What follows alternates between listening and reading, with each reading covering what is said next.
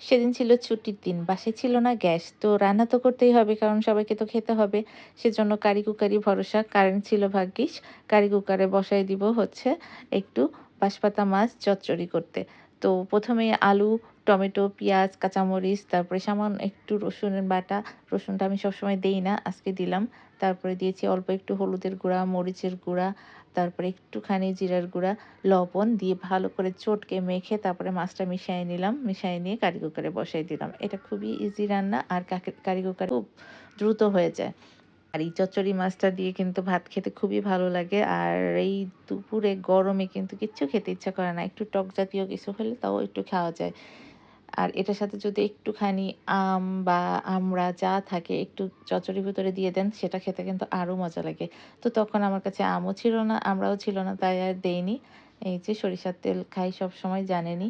যারা রেগুলার দেখেন সরিষার তেল দিয়েই মেখে নিচ্ছি। এটা খুব ভালো মতো চটকাইতে হবে যাতে পানিটা বের হয়। মাছ দিয়ে তো আর চটকানো যাবে না। তখন মাছ দিয়ে আলগোছে এটা বসায় দিব অল্প পানি দিয়ে। কারণ চচ্চড়িতে বেশি ঝোল থাকে না।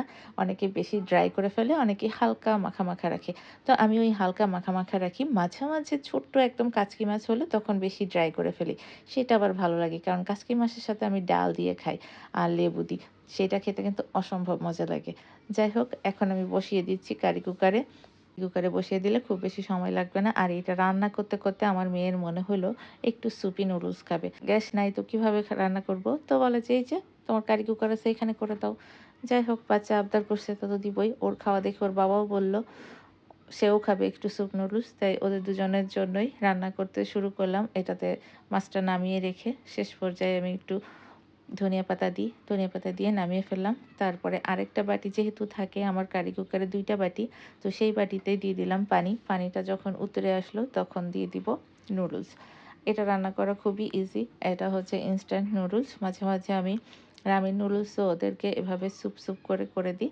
বাট আজকে আর রামেন দিব না কারণ এত ঝাল এই গরমে খাওয়াবো না। এজন্য এই মিস্টার নুডলসের ইনস্ট্যান্ট প্যাকেট ২ টাই দিয়ে দিলাম।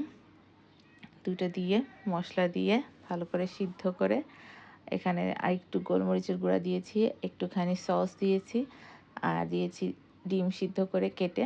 এটা কিন্তু এভাবে নরমালি রান্না করে খেতে খুব অল্প সময় লাগে, খেতেও ভালো লাগে। ওদের যেহেতু দুপুরে ভাত খাবে, তারপরে হচ্ছে ১১টার দিকে এরকম একটু কিছু খেতে ইচ্ছা হয়েছে, তাই আমি ২ প্যাকেট নুডলসই দিয়েছি, খুব বেশি দেইনি কারণ দুপুর তো আবার ভাত খাবে, এইজন্যই।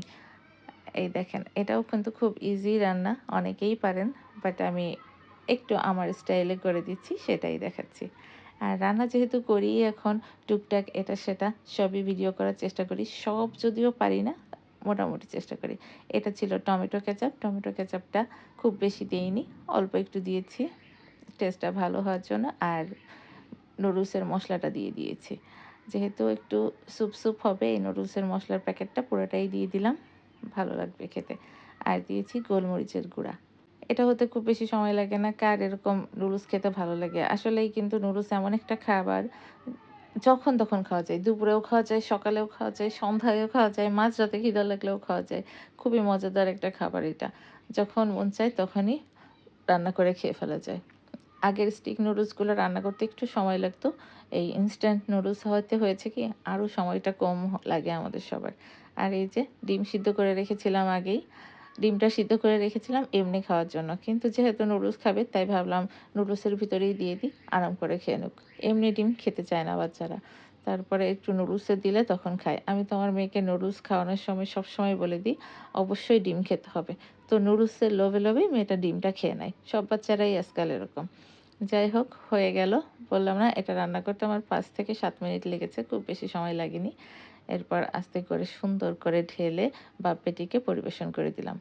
ও আমার মেয়ে কিন্তু শুধু এই নুডলসই খায়নি। এটার উপরে আবার তার একটু পারমেজান চিজ গ্রেট করে দেয়া লেগেছে। কারণ ও চিজ খেতে খুবই পছন্দ করে আর নুডলসের সাথে চিজ খেতে নাকি ওর খুবই ভালো লাগে। তাই আর কি ওটার মধ্যে আবার একটু চিজ দিয়ে দিলাম গ্রেট করে। এই দেখেন। এটা ছিল পারমেসান চিজ। ওর খুবই পছন্দের চিজ এটা। আর ছিল ওর বাবার জন্য আরেকটা বাটি। এই তো ঝটপট ওদের একটা নাস্তা হয়ে গেল। সবাই সুস্থ থাকবেন, ভালো থাকবেন। আল্লাহ হাফেজ।